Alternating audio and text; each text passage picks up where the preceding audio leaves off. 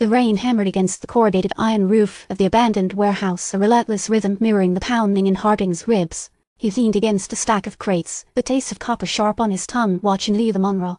She was a study in controlled elegance even in this squalid place. A sable coat draped over a silk dress, her dark hair coiled tight against her head, but the steel in her gaze belied the surface charm.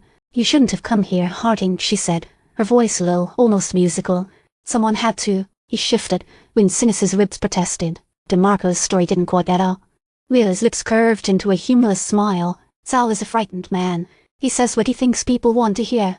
He said Blackwood was behind Arthur's disappearance, that he was looking for something.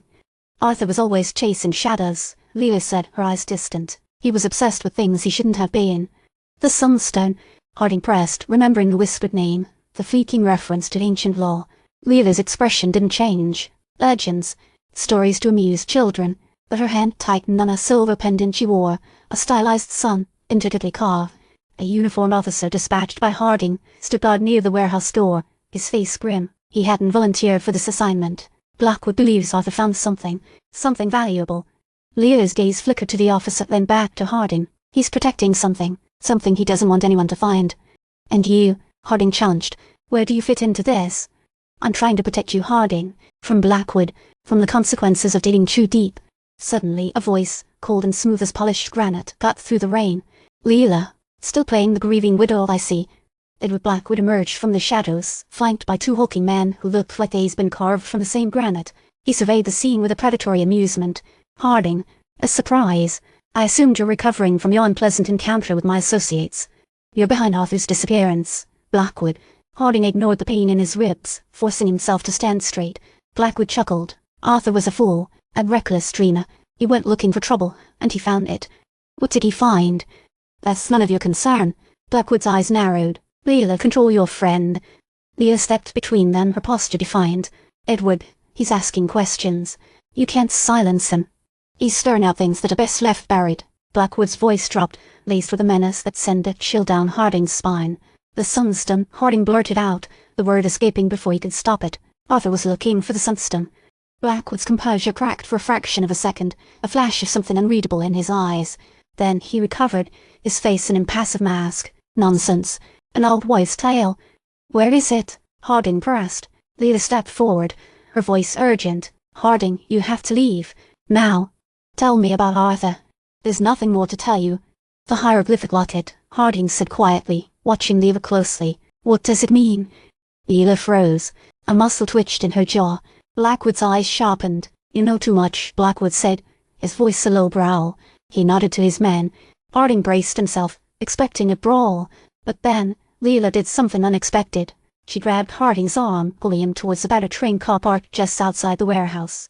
"Come with me," she urged, her voice a frantic whisper. "I'm going to tell you everything, but you have to trust me." He hesitated, his instincts screaming at him to resist, but there was a desperation in her eyes, a plea he couldn't ignore. He followed her into the train car. As the doors slammed shut and the engine sputtered to life, he saw Blackwood standing in the rain, his face a mask of fury.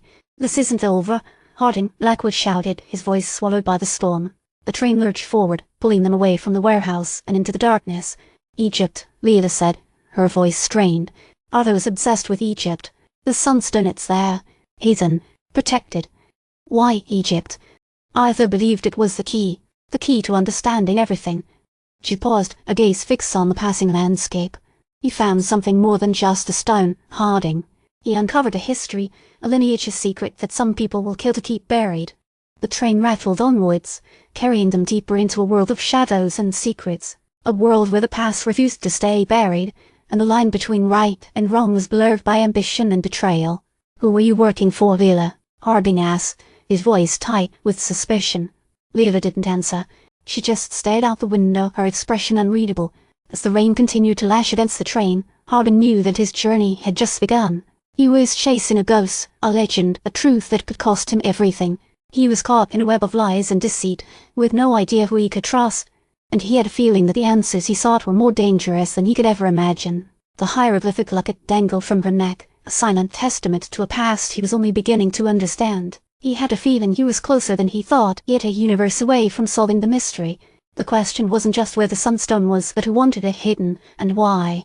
The train screeched to a halt at a deserted station. Lila pointed to a small, unassuming sedan parked nearby. "We need to move. They'll be looking for us." She didn't elaborate. As Harding climbed into the car, he noticed a single, cryptic note left on the dashboard. It contained a single word: Alexandria.